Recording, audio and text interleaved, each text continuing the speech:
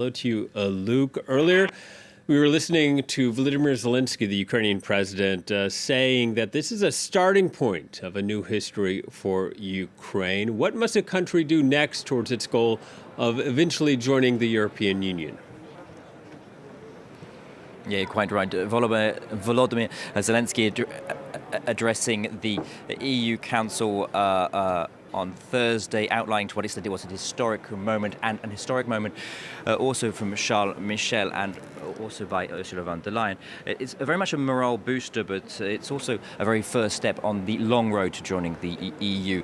Ursula von der Leyen outlined that Ukraine has a great deal of homework to do before it achieves that goal, outlining the reforms that are likely to be necessary on rule of law, on the role of the oligarchs in the country, on corruption and human rights. A great deal of progress has been made on those questions since 2014, but Emmanuel Macron underscoring that it was going to be a demanding process. It's also likely to be a lengthy one.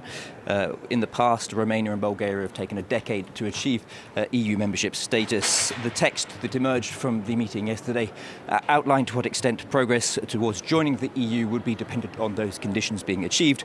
So it's a very strong signal to Kyiv, but it's also a strong signal to Moscow too. And Luke, also on Thursday, there were mixed reactions on an idea put forward by the French president, Emmanuel Macron, calling for a so-called European political community. Yeah, you're quite right. This is what they called a brainstorming session in the evening of Thursday.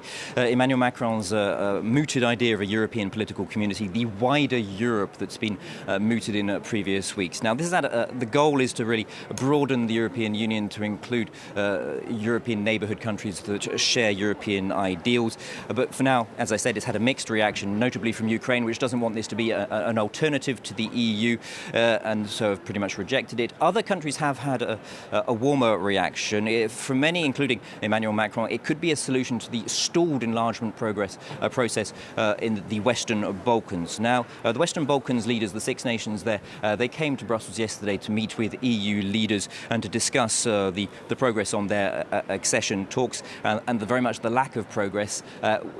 It emerged after the meeting that they were pretty dissatisfied with what was on the table, notably the fact that Bulgaria, one single EU member, has vetoed the process for North Macedonia and Albania.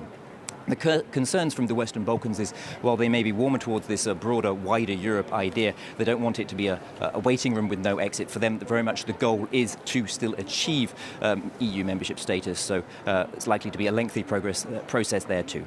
All right, Luke, thank you very much. Luke Brown reporting from Brussels.